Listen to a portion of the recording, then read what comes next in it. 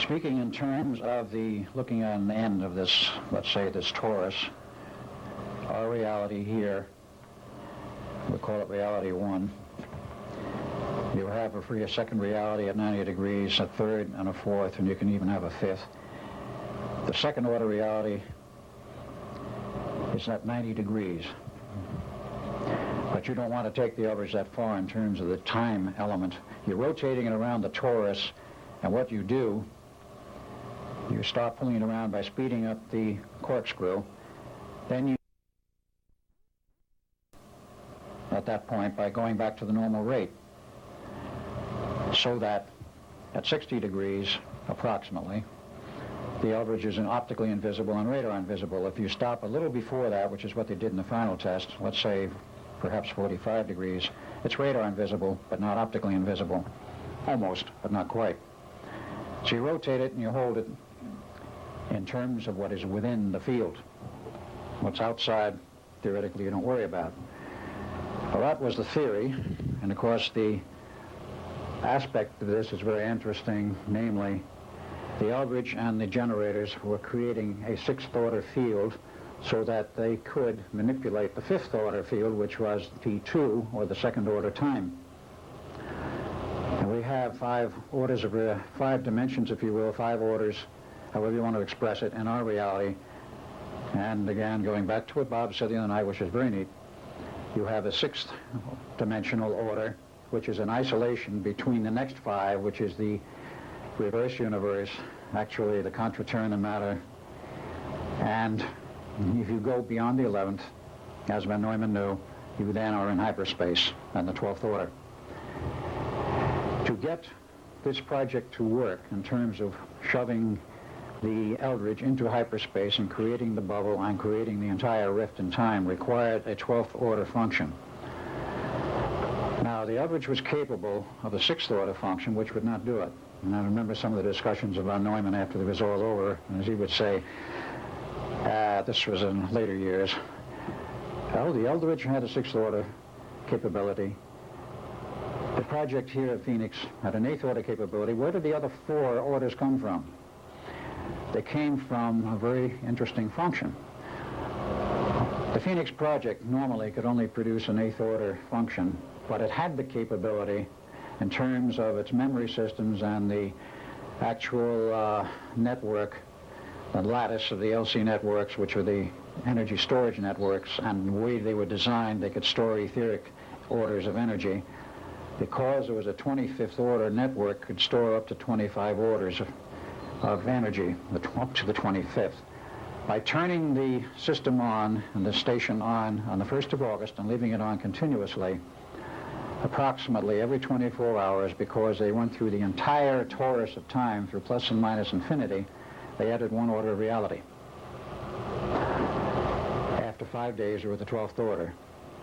And by the 12th of August, they were well beyond, because they left the station on continuously, and of course hoping there were no breakdowns, which there were not at that point, thanks to Preston Nichols and his engineering. It kept running. Now, the other aspect which was unknown to us was, of course, the biorhythm problem. That let us go over to another page.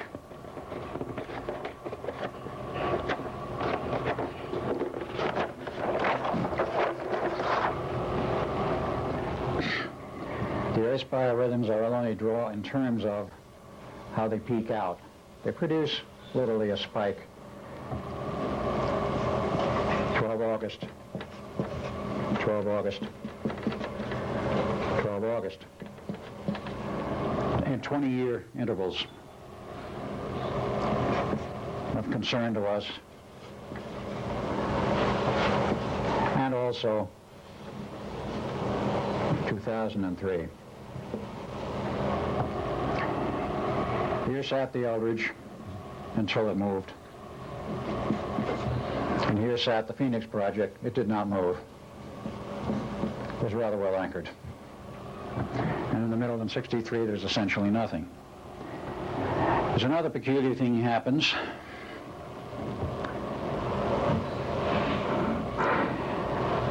As you start this business of going through time, Let's mark this as 43, let's mark this as 63, and let's mark this as 83.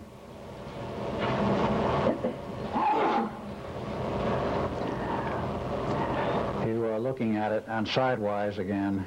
You're actually a full circle for the 40 years.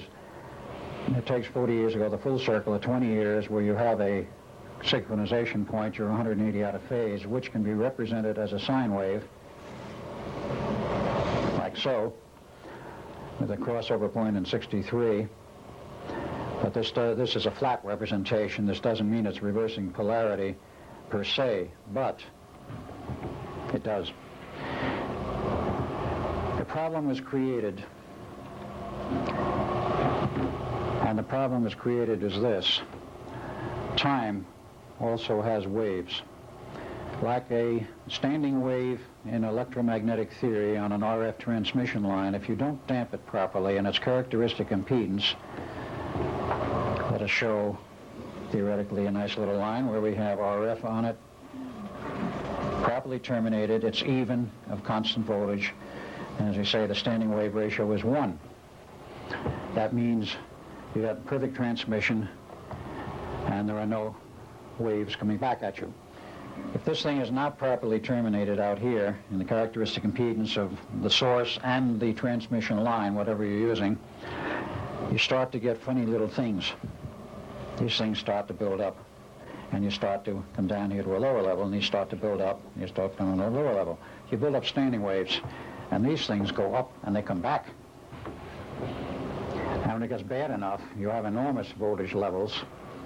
And theoretically, they can go unterminated out at this end. Theoretically, can go to infinity. They don't, for practical reasons. But you get the same problem in time. 10 minutes. Got it. And this means something very extraordinary.